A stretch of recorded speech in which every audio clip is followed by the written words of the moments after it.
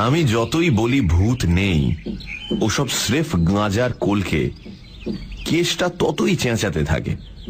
যেদিন ঘাড় মটকে দেবে সেদিন টের পাবি, বুঝলি?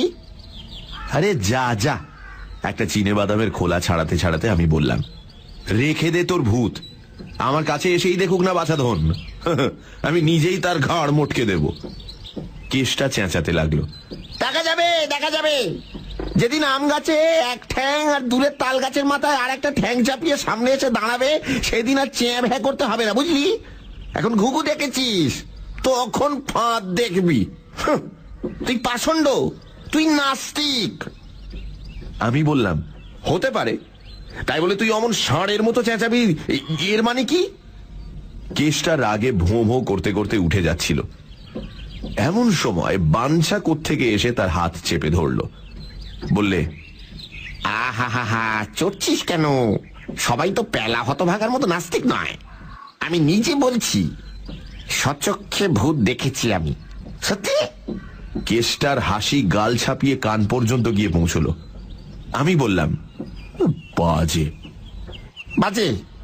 হ্যাঁ, তবে শোনো, শুনে চক্ষু কর্ণের বিবাদ ভঞ্জন করো, কিন্তু কেসটা তার আগে কিছু খাওয়াতে হবে মাইরি, বড্ড খিদে পেয়েছে। এমনিতে কেসটা হাড় কেপ্পন, কাউকে এক পয়সা খাওয়ানো তো দূরের কথা, সব সময় পরের ঘাড় ভেঙে খাওয়ার তালে থাকে। কিন্তু ভূতের মহিমাই আলাদা। সঙ্গে সঙ্গে 1 টাকার ফুলকপি সিঙ্গাড়া আর জলযোগের সন্দেশ চলে এলো। সেগুলোর অর্ধেকের ওপর একাই সাবার করে বড় গোছের একটা ঢেকুর তুলে বাঞ্ছা বলল, তবে শোনো, বছর 3 আগের কথা, ম্যাট্রিকুলেশন পরীক্ষা দিয়ে মামার বাড়িতে বেড়াতে গেছি। গ্রামটা হলো কালনার কাছাকাছি, একেবারে গঙ্গার ধারে, খাসা জায়গা, যেমন খাওয়া দাওয়া তেমনই আরাম। 2 মাসের মধ্যেই আমি মুটিয়ে গেলাম। বেশ আছি, আরামে দিন কাটছে।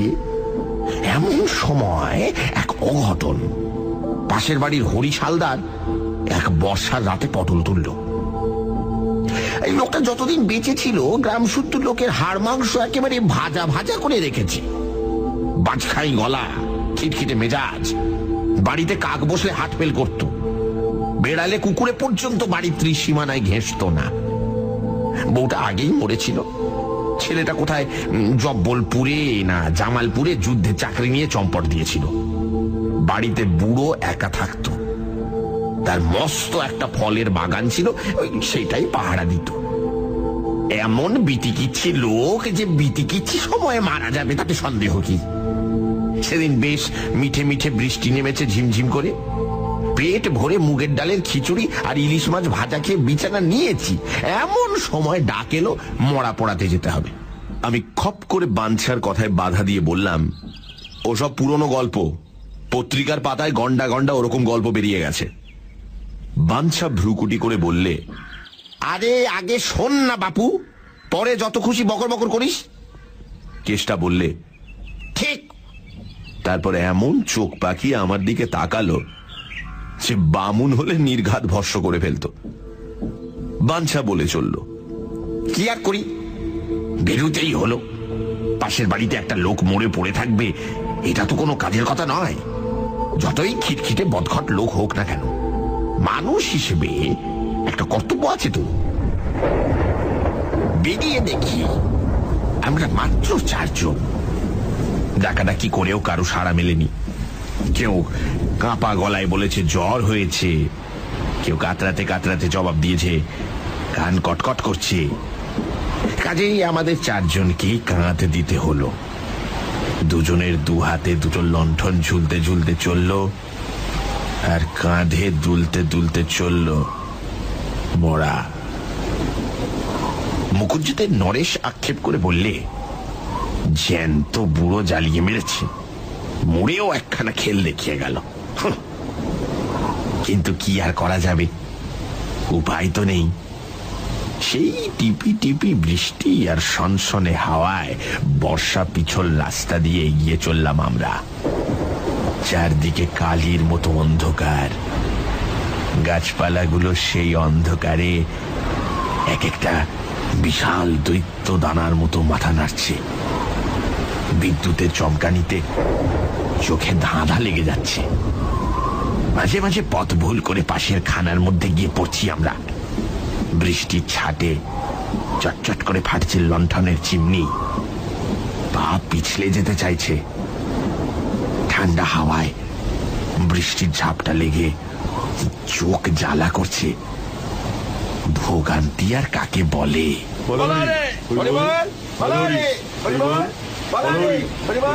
চেঁচাতে চেঁচাতে চললাম চারজনে। কাঁধের ওপর বুড়ো যেন পরম আনন্দে দোল খাচ্ছে। আমার সন্দেহ হলো এখন হয়তো মরার মুখের কাপড় সরালে দেখা যাবে আমাদের দুর্গতিতে মিটিমিটি হাসছে হাড় জ্বালানো লোকটা। মনে মনে অভিশাপ করতে করতে আমরা এগিয়ে চললাম। হ্যাঁ, বলতে ভুলে গেছি, শুধু আমরা চারজনেই নয়, বুড়োর দুটো বাগদি প্রজাও ছিল। তারা তো আর বামুনের মরাকে কাঁধ দিতে পারবে না, তাই তারা কুড়ুল কাঁধে আসছিল পেছন পেছন, কাঠ কেটে আনবে। সে যাই হোক, শ্মশানে তো পৌঁছানো গেল। শ্মশান ঠিক গায়ের নিচে নয়, বেশ খানিকটা দূরে। আশেপাশে বাড়ি ঘর কিছু নেই। অনেকটা পর্যন্ত ন্যাড়া মাঠের ভেতরে এলোমেলো বাবলার বন। সেখানে একখানা টিনের চালা ঘর। অবশ্য চারদিকে তার দেওয়াল ফেয়ালের কোনো বালাই নেই, একেবারেই ফাঁকা। এইটাই শ্মশান যাত্রীদের বসবার জায়গা। ঠিক তারই নিচে একটা বাঁধানো সিঁড়ি নেমে গেছে গঙ্গার জলে। মস্ত সিঁড়ি, প্রায় 15 ধাপ। এখন বর্ষার জলে 3-4খানা মাত্র জেগে রয়েছে। ভাঙাচুরো অবস্থা, যেখানে সেখানে বড় বড় ফাটল, ইট বেরিয়ে পড়েছে। আমরা ওই সিঁড়ির উপরেই মরাটাকে নামালাম। এমন ভাবে রাখলাম যাতে মরার পা দুটো ডুবোনো থাকে গঙ্গার জলে। বুড়োর গঙ্গা যাত্রাও হবে। তাছাড়া এই সুবিধেও আছে যে কাউকে আর ছুঁয়ে বসে থাকতে হবে না। মরা নামিয়ে আমরা গিয়ে বসলাম চালাটার নিচে। বাগদিরা কাঠের ব্যবস্থা করুক, তারপর চিতা সাজানো হবে। বসে বসে গল্প জুড়ে দিলাম আমরা। চারদিকে ঘন অন্ধকার। হাওয়ায় হাওয়ায় বাবলা বনের মাতামাতি। এখানে ওখানে শিয়ালের চোখ ঝলমল করছে সবুজ রঙের হিংস্র আলোর মতো। সে চোখের দিকে তাকিয়ে তাকিয়ে কখনো বা ভয় ধরে যাচ্ছিল আমাদের। ভূত নয় তো? লণ্ঠন দুটোর গায়ে কালি পড়েছে। অল্প অল্প আলো গিয়ে পড়েছে ঘাটে নামানো মরাটার ওপর। কথার ফাঁকে ফাঁকে মরার দিকে নজর রাখছি আমরা। শিয়াল টিয়ালে এসে টেনে না নেয় সে সম্পর্কে হুঁশিয়ার থাকা দরকার। কতক্ষণ কেটেছে খেয়াল ছিল না। হঠাৎ ভীত স্বরে নরেশ বললে, মরাটা একটু নড়ল না? আমরা বললাম, দেখ তোর চোখের ভুল। খানিক পরে আবার পটলা বললে, মরাটা সত্যি কিন্তু নড়ে উঠেছে। আমাদের ভেতরে সবচেয়ে সাহসী ছিল কানু। যেমন বুকের ছাতি তেমনই বেপরোয়া। কানু আশ্বাস দিয়ে বললে, ও কিছু না, জলের ঢেউয়ে নড়ে থাকবে। আবার মিনিট কয়েক কাটতে না কাটতেই আতঙ্কে আমার সমস্ত শরীর যেন ঝাঁকুনি খেয়ে উঠল। কোনো ভুল নেই, লণ্ঠনের অল্প অল্প আলোতেও স্পষ্ট দেখা যাচ্ছে মরাটা সত্যি সত্যি একটু একটু করে জলের দিকে নেমে যাচ্ছে। আমি, নরেশ আর পটলা একসঙ্গে আর্তনাদ করে উঠলাম। কানু সোজা দাঁড়িয়ে উঠল, ধমক দিয়ে বললে, ভিতর ডিম সব, পেছল সিঁড়ি, তাই গড়িয়ে পড়ছে নিচের দিকে। দাঁড়া, আমি তুলে নিয়ে আসি। মরা তখনও নামছে, হাঁটু পর্যন্ত তার নেমে গেছে গঙ্গায়। কানু গিয়ে বাঁশের মাচাটা ধরে টান দিলে, কিন্তু কি সাংঘাতিক, কানুর টানকে অস্বীকার করে মরাটা আরো নিচে নেমে গেল। গোয়ার গোবিন্দ কানু এবার দু হাতে মরাটাকে জাপটে ধরলে, কিন্তু আশ্চর্য, কানু ধরে রাখতে পারলে না। দু ধাপ পিছলে সে শুদ্ধ গিয়ে কোমর জলে পড়ল। তার সঙ্গে সঙ্গে সমস্ত সাহস উবে গেল তার। এবার কানু আকুল হয়ে চিৎকার করে উঠল, তোরা ছুটে আয়, মরা আমাকে শুদ্ধ নিয়ে যাচ্ছে।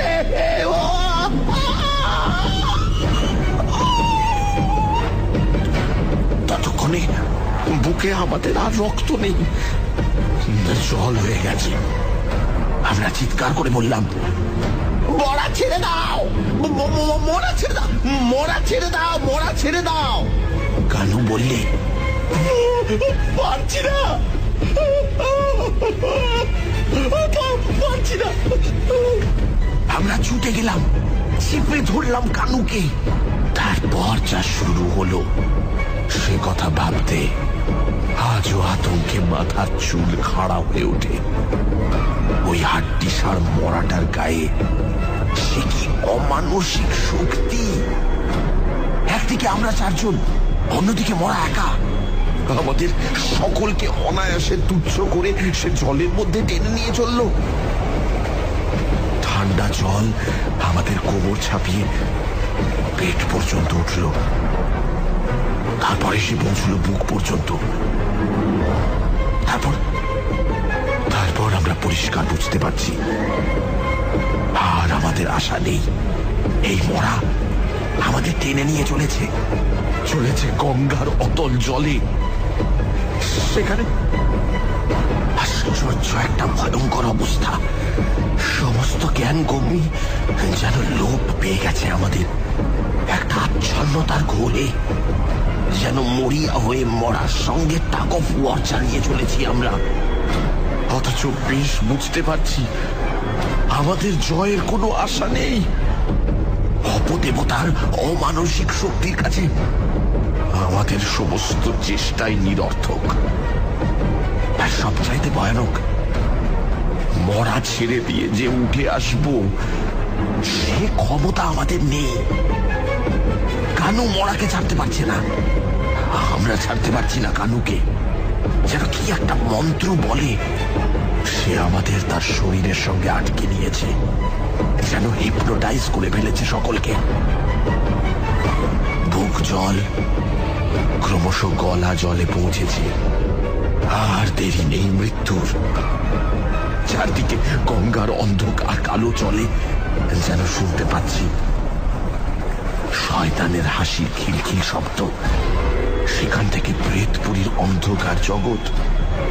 এই মরাটা তারই থেকে আমাদের পথ দেখিয়ে দিয়ে চলেছে। শেষবারের মতো আমরা সমস্বরে আর্তনাদ করে উঠলাম,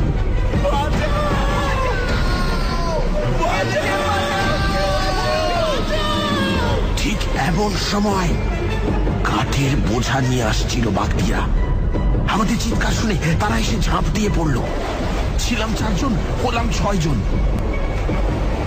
আবার নতুন দমে চলতে লাগলো সেই অমানসিক টাগ অফ ওয়ার। তারপর আস্তে আস্তে থেমে দাঁড়ালো মরা।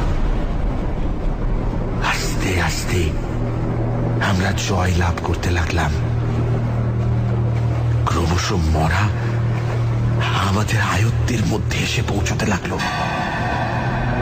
তখনও তার প্রচন্ড টান আছে বটে, কিন্তু তা সত্ত্বেও আমরা তাকে ফিরিয়ে আনতে পারলাম ঘাটের দিকে।